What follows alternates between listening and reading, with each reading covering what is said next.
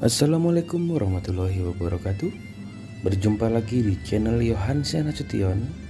Kali ini dalam edisi Jelajah Kabupaten Magelang.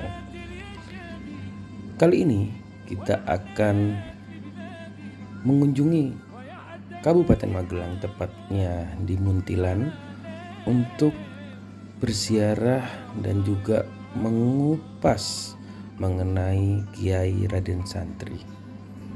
Perjalanan dimulai dari kota Semarang, menempuh waktu kurang lebih 2 jam untuk sampai di kota Magelang.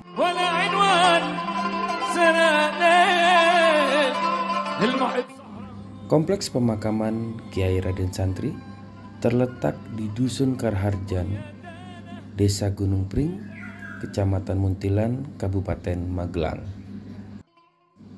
Setiap harinya, kompleks pemakaman tersebut banyak dikunjungi oleh peziarah-peziarah, baik dari daerah Magelang itu sendiri maupun dari luar kota. Kita masuk melewati pintu belakang dikarenakan tidak mendapatkan tempat parkir kalau kita masuk lewat pintu depan. Di sini juga banyak peziarah yang melalui jalan tersebut. Namun perbedaannya dengan jalan yang di depan, medan yang ditempuh lebih menanjak.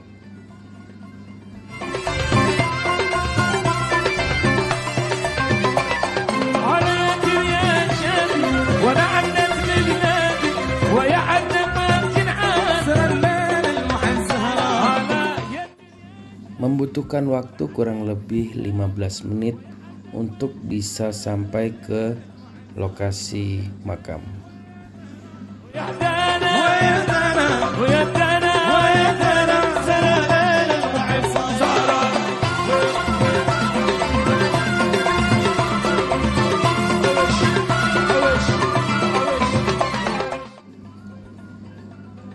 Di sini saya ditemani oleh beberapa rekan dan guru saya.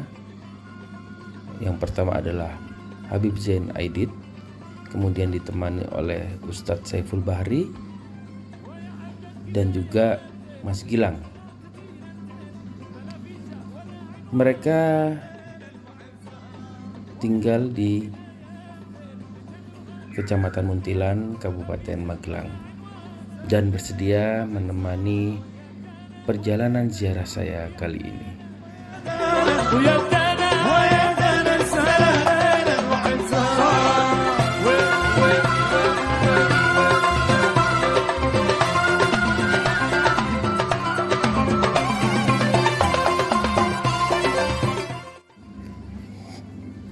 Dikarenakan pada waktu saya berziarah ini bertepatan dengan malam Jumat Kliwon, jadi jumlah peziarah yang datang ke kompleks makam Kiai Raden Santri lebih banyak daripada hari-hari biasanya.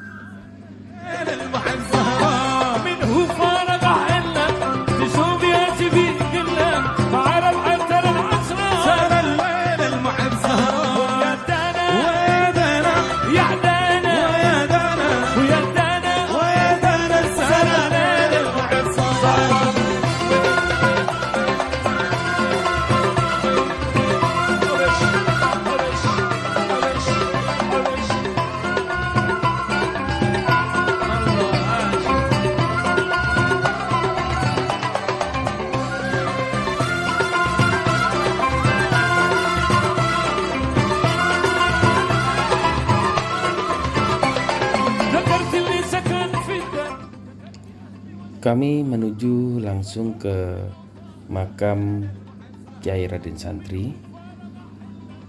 Terlihat begitu padat akan para peziarah.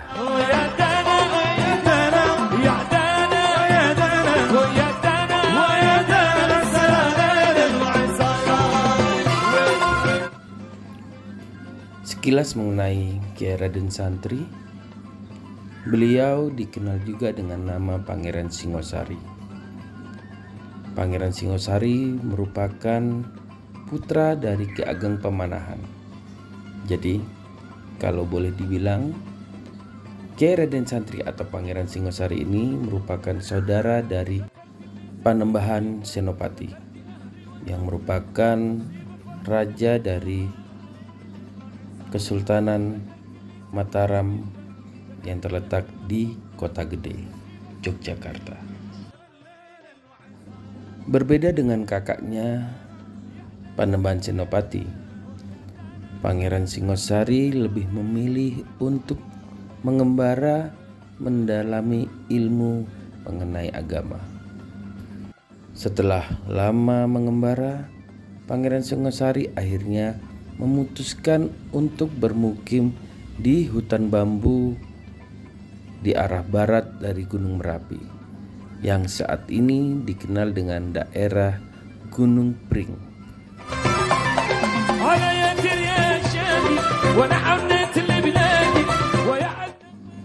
Sesampainya di depan makam Kiai Raden Santri, kami memanjatkan doa terbaik kepada Allah Subhanahu wa Ta'ala dan juga mendoakan Kiai Raden Santri dan seluruh yang dimakamkan di kompleks pemakaman Gunung Pring tersebut.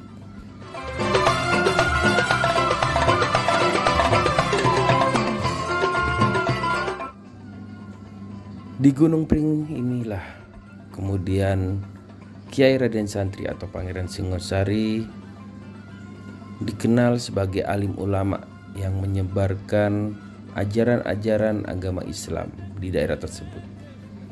Kiai Raden Santri dikenal alim karena beliau juga banyak berguru kepada kiai-kiai dan alim ulama sepuh yang ada di wilayah Nusantara.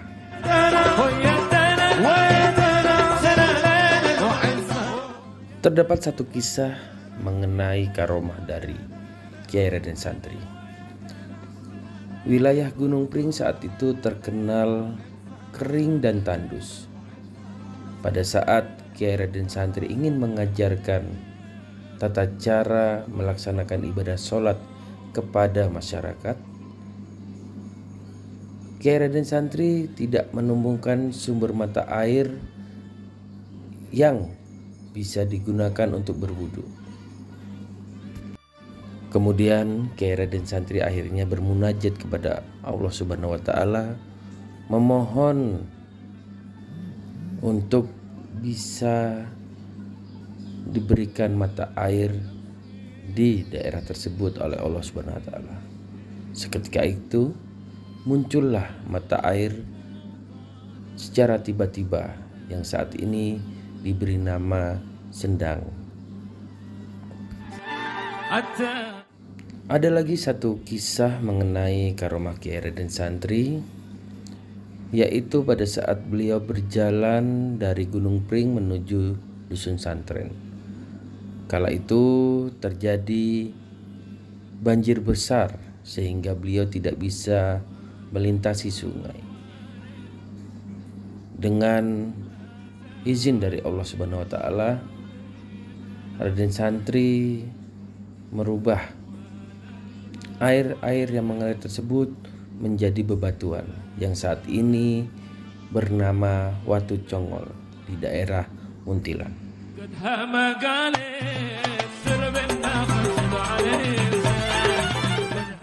Namun yang perlu kita pelajari dari Kiai Raden Santri bukan hanya karomah yang kita bisa lihat secara indera atau karomah-karomah mukjizat-mukjizat yang terjadi atas izin Allah seperti yang sudah diceritakan.